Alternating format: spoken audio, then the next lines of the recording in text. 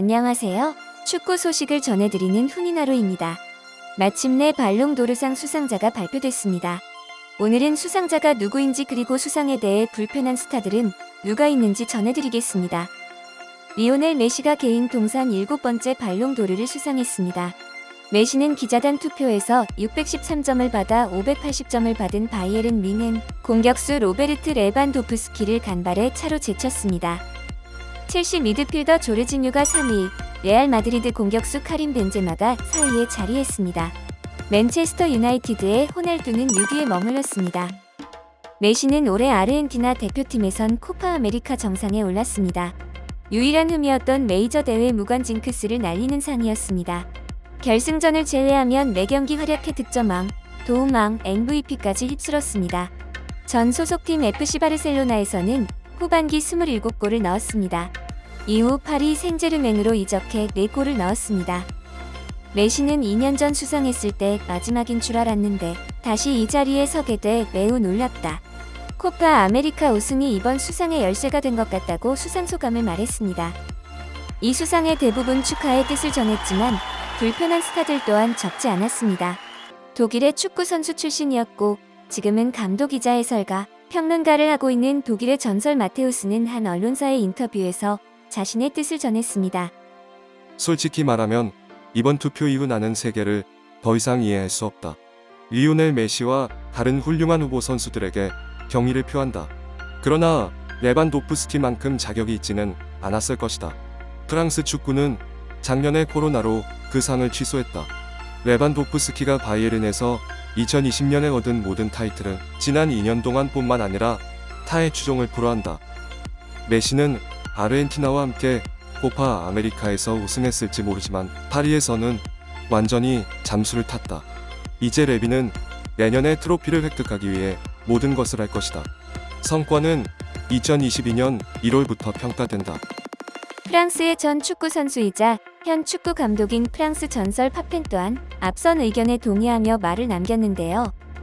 메시가 수상자로 언급되고 있는데 솔직히 저는 메시가 받는 이유를 이해하지 못하겠습니다.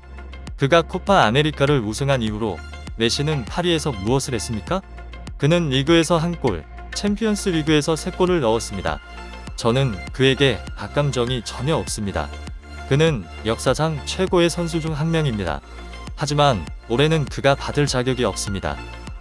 2021년에 메시를 선택하는 것은 발롱도르의 권위를 떨어뜨린다는 것을 의미합니다. 왜냐하면 그것은 우리가 더 이상 다른 최고의 선수들에게 트로피를 딸 기회를 주지 않는다는 것을 의미하기 때문입니다. 그리고 당신은 전체 시즌 동안 잘하는 것이 얼마나 어려운지 압니다. 이것은 정상이 아닙니다. 잉글랜드 축구 전설 게리 리네커도 반대의 의견에 동참했습니다. 나도 2020년 발롱도르 수상자는 레반도프스키라고 생각한다. 프랑스 풋볼은 소극 적용으로 레반도프스키에게 발롱도르를 줬어야 한다. 상을 주면 된다. 쉬운 일이다. 쉬우면서도 가장 옳은 일이다. 전 맨체스터 유나이티드에서 뛰었던 파트리스 에브라 역시 같은 의견을 내놨습니다.